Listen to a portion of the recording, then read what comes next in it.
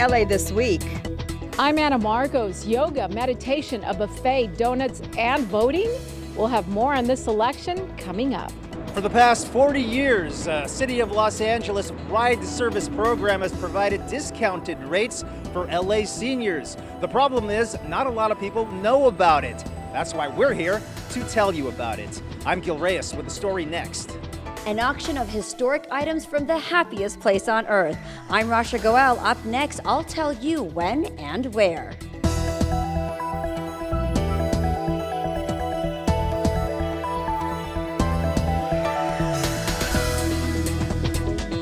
Hello and welcome to LA This Week. Thanks for joining us. I'm Yana Kay. Well, the election is now behind us and the American people have had their say. But last week among Angelenos, a sense of angst, stress, and even celebration at the polls, along with a few stress-busting aides. Anna Marcos voted and then took time out to de-stress. Election Day 2016 in LA. Long lines, at least in Hollywood. Multilingual signs in 11 languages. A lot of soul-searching and a feeling that every vote counted, no matter who you were or what side you were on. I think this has been a really divisive electoral season. I think it's carried a lot of emotion with it, and I think that emotion's bringing a lot of people to the polls. I'm really excited that there's so many people of different backgrounds and ages, and it's just really fun that we live in a city with such diversity and you can stand in line and feel like you're, I don't know, just a part of such a diverse crowd. I've just been chatting with people, thinking a lot. I'm not very excited about either candidates for president. As a woman, I can never take voting for granted. But this year is a very special year. This election, exciting for some, scary for others. But some relaxed with a little horror as they waited in line. I think it's been an hour and a half since I've been in line, so I've been reading my book, waiting in the sun. I myself took time out to do my Democratic duty. Besides the presidential race, there were plenty of local and state decisions to make in California, such as banning plastic bags, slashing the price of pharmaceuticals, legalizing marijuana, repealing the death penalty, and funding homeless housing and transportation. And in case of any leftover voting anxiety, here's a stress buster: donuts. But for stress busters, this yoga meditation break at the Lux Hotel polling place in Brentwood can't be beat. The sitar music and yoga interlude was part of a higher-end voting experience at the Lux Hotel, which included valet parking, a buffet, coffee, donuts, and refreshments. I think we all need it, particularly the candidates. There's been enough ranting and raving. I think a little meditation would probably help them as well as us. Am I wearing too much makeup for voting? I don't know. And if all else failed, you could always talk to a clown and get some amazing words of wisdom. And what's the coolest thing, Anna, is that somebody with 1 million balloons gets one vote, right? And somebody who only has one balloon still has one vote. Yes, our democracy rolls on, and whether you like the outcome or not, you still get that one vote. I'm Anna Marcos for LA This Week. Voters also weighed in on two major local ballot measures: transportation and building more housing for people who are homeless. The two subjects were just a couple of hot-button issues recently discussed during the 2016 Housing, Transportation, and Jobs Summit at UCLA. Anna Marcos has more on the event. How we pay our rent or mortgage, where we work, and how we get around in LA, these are becoming critical questions as the City of Angels and the county struggle to maintain quality of life for residents amid staggering challenges. We can do nothing and be eaten alive by congestion, or we can invest in the region and invest in ourselves and provide some mobility options. The metropolitan areas increases housing stock by about 8.5%. Prices have increased 210%. Mobility and housing, two major concerns at the recent Mayoral Housing, Transportation, and Jobs Summit held at UCLA. City leaders were rooting for two measures on the November ballot. One, Proposition HHH, which passed, will provide $1.2 billion to build permanent supportive housing for the homeless and affordable housing for working Angelenos. We're going to have to make bold moves and bold changes. We cannot be afraid to fail. Another issue, Measure M, which also passed, charges a half-cent sales tax to provide $120 billion for mega transportation projects, like finishing the Metro rail line to LAX. Some of the money would also help build highway projects, fix roads, create more bike and pedestrian options, and provide transit discounts for seniors, students, and the disabled. Metro's plans even include building transit that connects LA's poorest communities to jobs.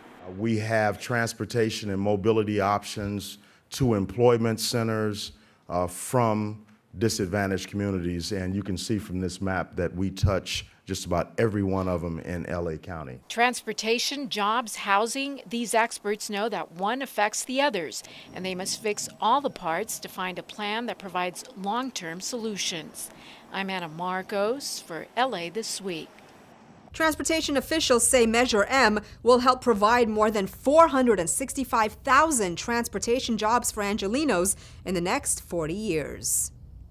Well, the UCLA campus was also the focal point and setting for a recent gun violence forum. As we all know, shootings on college campuses have sparked a lot of action in recent years, from lawmakers crafting new policy to schools improving emergency response. But there are things we can do to help prevent such violence in the first place. Gil Reyes has the details. Panic on the UCLA campus following a murder-suicide last June. A professor was shot to death by an angry former student, forcing a campus-wide lockdown. We all think of that would never happen at our own campus until it did. And in that initial moment, not knowing really what was happening, there's so many thoughts racing through your mind. Student body president Danny Siegel describes the confusion felt by many students that day during this panel discussion at UCLA. It was moderated by city attorney and UCLA alumnus Mike Fewer. The response to the shooting is generally praised. UCLA says it can do better next time to keep students informed. UCLA's Bruin Alert System sends email updates during emergencies. The university says emails were slow getting out last time. 91-minute lag between our second message and our third message, and so we've identified protocols now that we will continue to provide updates throughout the incident as quickly as we can, really targeting for 10-15-minute intervals. And I can tell you folks, we have to prepare. We can't get complacent. We have to continue, talking to the student body, talking to the faculty, talking to the neighboring communities, and holding our politicians accountable to legislation that makes our community safe. Though today's panel discussion was based largely on last June's tragic incident here on the UCLA campus, the city attorney wants to remind people that most gun violence incidents don't happen on school campuses. They happen much closer to home, in fact, literally at home. Specifically during suicides and domestic violence disputes. So our collective goal should be both to focus on assuring there are protocols in place when there's a mass shooting on campus. We should be thinking about those everyday incidents that rarely get the same level of publicity, but have horrific and life-changing impacts on their victims and the families and friends of those victims. Fewer says federal gun control laws are the next step. We can also help prevent the next tragedy through the Gun Violence Restraining Order. This California law allows cops and courts to seize a person's firearms if a relative raises concerns about the gun owner's mental state. A reminder for all of us that if we see something, then say something, whether you sense something fishy at home or on campus. At UCLA, I'm Gil Reyes for LA This Week. Fewer says had it been in place, the gun violence restraining order may have prevented a mass shooting in Santa Barbara County in 2014. The shooter's parents had raised concerns about their son's mental health, but the law was not on the books yet. But college campuses aren't the only places where we see a jump in violent crime. Our streets have become more and more dangerous too as hate crimes spike. Now, city leaders are trying to turn things around by first determining which neighborhoods need resources most. But they need your help. Gil Reyes has the details. It's an uncomfortable conversation, but local leaders say it needs to happen. When you look at the rise of hate crimes in this city, then there is without a doubt the need for us to do something. City Council President Herb Wesson and members of LA's Human Relations Commission announced the launch of Embrace LA. These are anonymous surveys we can fill out online, asking us about our race, our neighborhoods, our access to police and other services, or what many complain to be the lack of services depending on where you live. In South LA, home to many black and brown communities, surveyors will be going door to door over the next few weeks to ask questions. It is our responsibility to engage in these conversations, to lean toward the issue and not run away from it. Dialogue between people and institutions is the fundamental mechanism we will use to become a better and more inclusive city. The department is committed to supporting this project and looks forward to the feedback and the information that we get. The survey comes as hate crimes against blacks, Latinos, Jews, and in particular, transgender women have increased sharply. Last year, incidents increased 24% from the previous year. The city's Human Relations Commission says the spike occurred mostly in downtown and in the West Side.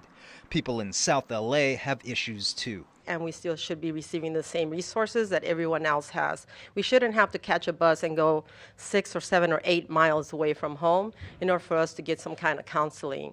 There is services there that are coming, but they're very slow, so I would like the services to get there. As a child of the 60s, I know what it's like to try to turn a community around, a city around, a state around, a country around. And you do that by having an uncomfortable conversation. A conversation that starts with you.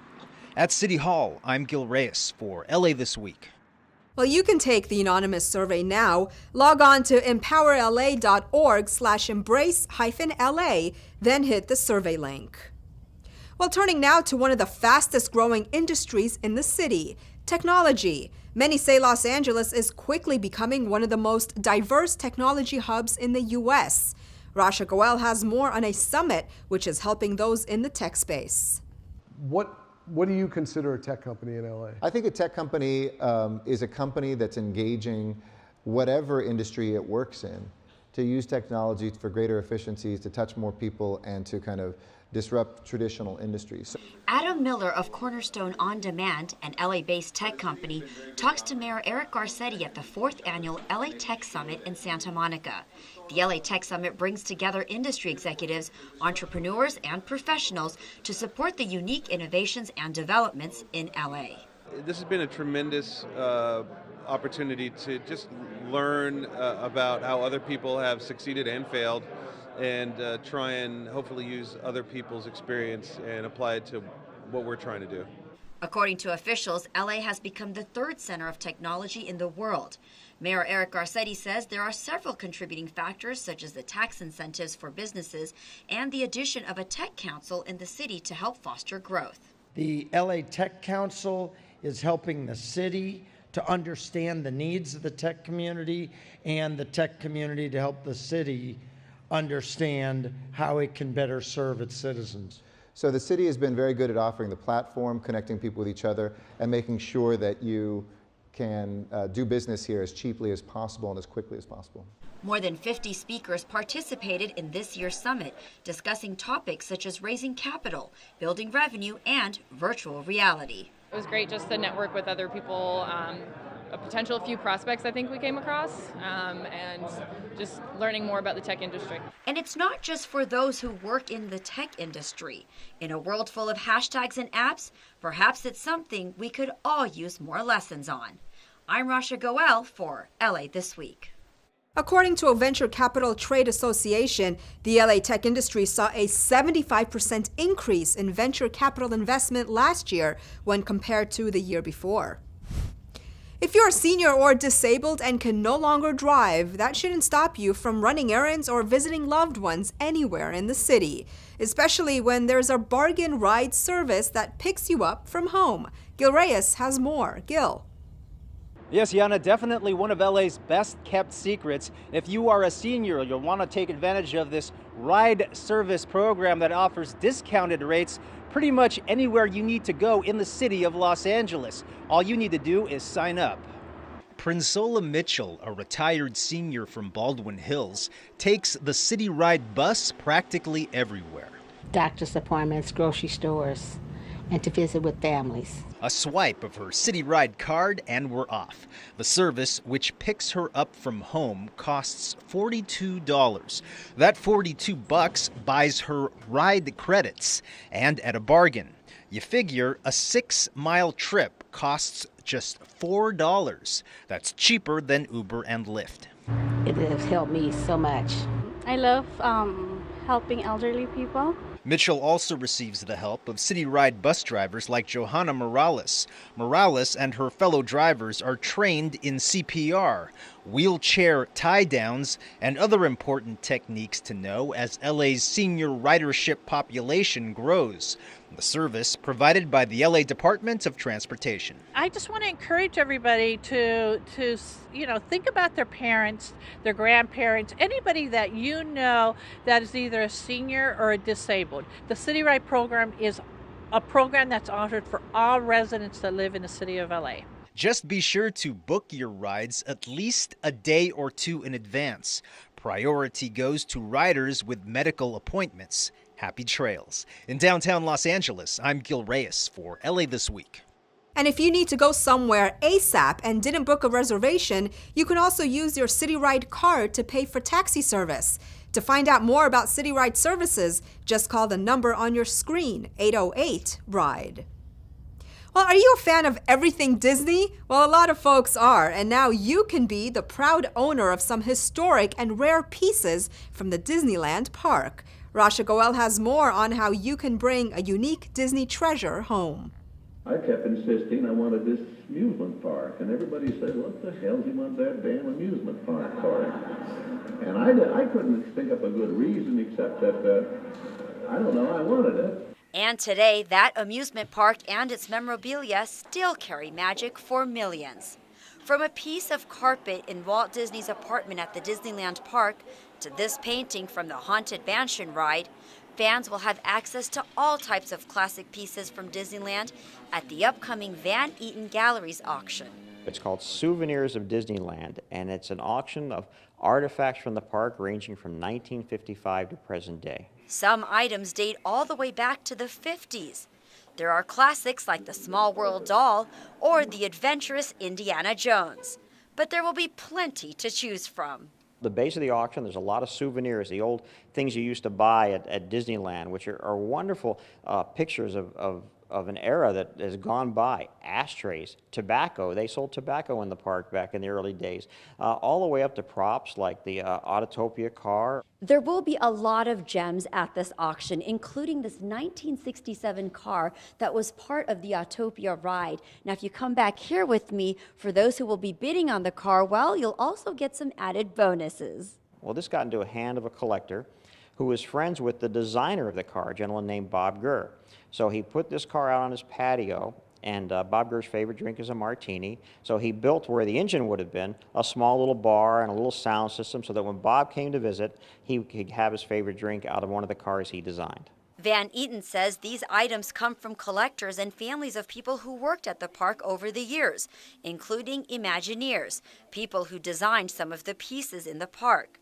So what can we expect when it comes to prices and bidding? A lot of the pieces started only $50, and they range up to, I think some pieces are going to go for up to $50,000. But for some Disney fans, these souvenirs of the Magic Kingdom are priceless. In Sherman Oaks, I'm Rasha Goel for LA This Week. The souvenirs of the Disneyland auction will be held on November 19th, starting at 10 a.m. in person at the gallery or online. For more information, visit vegalleries.com. Well, over at Getty House, a big bash at the mayor's official residence. The guests of honor, formerly homeless veterans. This yearly event helps honor our war heroes, but this year there's also a little housekeeping project involved. Anna Marcos has the story.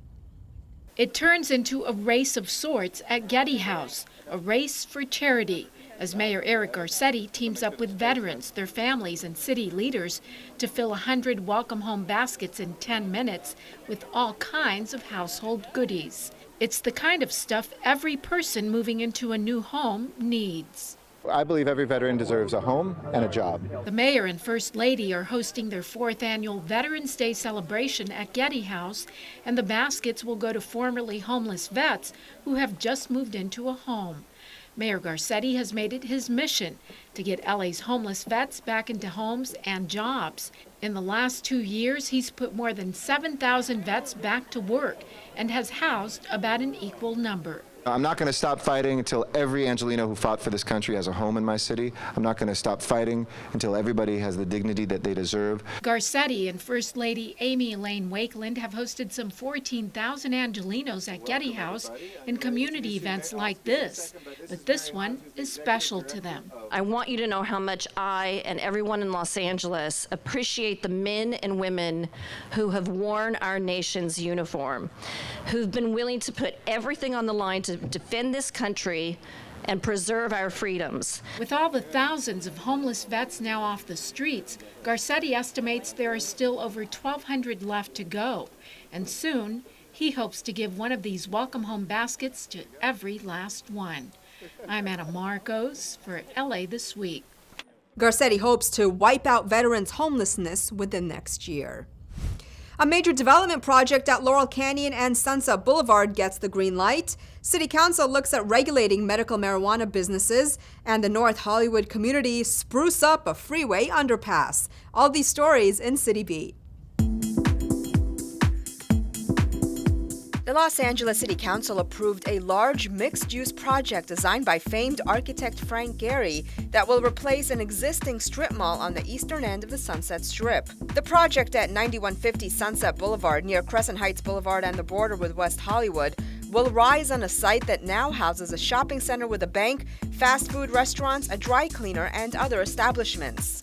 The project calls for 229 residential units of mostly apartments and 65,000 square feet of commercial space, with plans for a grocery store, restaurant, and retail shops. Opponents say the project will dwarf nearby buildings, which must follow a 45-foot height limit. The Los Angeles City Council also voted to prepare a measure for the March ballot that would repeal Proposition D, a city ban on medical marijuana businesses. The proposed measure would lift the ban and would impose taxes on marijuana businesses and set other enforcement rules targeting unlicensed businesses. The proposed measure is prompted by a state law going into effect January 2018 that will require municipalities to set up some type of permitting or licensing procedure for marijuana-related activity. Los Angeles City Council member Paul Krikorian joined the North Hollywood West Neighborhood Council to cut the ribbon on the Woodman Walls beautification project. The walls are on the Woodman Freeway underpass adjacent to railroad tracks. For years, they were covered with graffiti, the paint was peeling, and chunks of plaster was missing. But now, thanks to a partnership between Councilmember Krikorian and the community, the walls have been cleaned up. Officials hope they stay that way. We hope that by more neighborhood beautification projects like this, the neighborhood itself will feel a sense of investment in the place and will be less likely to do the tagging.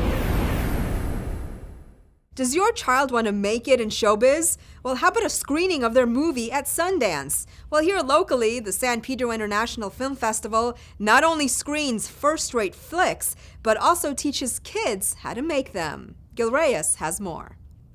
With its Oscar-worthy lineup, close proximity between screening venues, and cinematic views of the LA Harbor, the San Pedro International Film Festival holds its own against other film festivals out there. We started 5 years ago as a 2.5-day event. and in one building, and we have now evolved into 10 days and 3 venues, and sometimes if not 4. Ziggy Murkich and Renee O'Connor co-direct this yearly program of indie flicks, documentaries, and shorts from both established and budding young filmmakers. Its main venue is the Warner Grand Theater. We also hold panels for industry professionals to teach the people in the community how to make a film, how to break into acting. The Youth Film Intensive Workshop also teaches middle and high school kids how to write their own movies. Understanding the narrative to understanding basically the 3-act structure, protagonist, antagonist, putting it all together, and ultimately they're going to create their own screenplays and then they'll put that into competition. The winner of the contest will have their movie made as part of the Youth Intensive Workshop this spring. LA This Week's very own Rich Samuels, an author and filmmaker, came up with a student theme this year. It's called Facing Your Fears. I've had a lot of success with it in my novels, which deal with kids overcoming their fears. So I thought it would be something that young writers can identify with. And it's really a great opportunity to explore the field with people who really know their stuff and are really amazing people. They'll help you along. Great with cameras, editing. In a film festival where you're not just watching art, you're learning to create it too. In San Pedro, I'm Gil Reyes for LA This Week. The film festival held screenings at Warner Grand Theater, The Space, the Battleship Iowa, and Brewery West. Well, Mexican culture and tradition comes alive during the annual Mariachi Festival. A new exhibit sheds light on the struggles of Chinese-American female immigrants, and it's back. LA Zoo Lights dazzles visitors with a light show spectacular. All this in this week's Things to Do.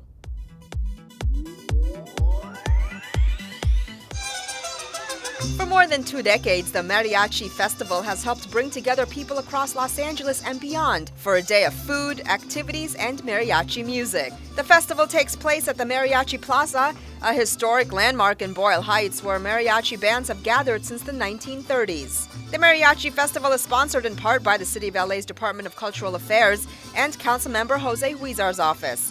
Check it out on November 20th at the Mariachi Plaza on Pleasant Avenue. For more information, visit mariachiplazafestival.com. The Los Angeles Public Library is pleased to present a rare look at Chinese American women's history, told through legal cases fought in the Supreme Courts of the U.S. and its states. Using the personal collection of Dr. Chang Chen, her story features rare photographs and case descriptions of efforts by Chinese American women to gain legal standing in the U.S. The exhibit is a fascinating look at the ordinary people who fought for their rights and in doing so helped shape a new world for Chinese Americans in the U.S. It runs until February 26 at the Los Angeles Public Library in downtown LA. For more, visit lapl.org. LA Zoo Lights returns with more lights and more nights of dazzling magic for its 3rd spectacular year as it kicks off a Zoolabration, celebrating LA Zoo's 50th anniversary. Awarded USA Today's 2015 10 Best Zoo Lights honor, the LA Zoo Lights sets the zoo aglow in wonder and delight to top everyone's holiday must destination list, with a fanciful menagerie of animal characters brought to life. LED lights by the thousands, giant illuminated snowflakes, a red carpet 50th anniversary party celebrating the zoo's golden year, a disco ball forest, glittering twinkle tunnels, stunning 3D animated projections, and more. It all takes place on Friday, November 18th and remains open for 7 weeks through Sunday, January 8th. For more, visit lazoo.org. And that's a look at some things to do. Well, that's going to do it for this edition. I'm Yana Kane from all of us here at LA This Week. Thanks for joining us. A reminder that you can catch us online at lacityview.org. You can also follow and like us on Facebook. We'll see you back here next week for more of LA This Week.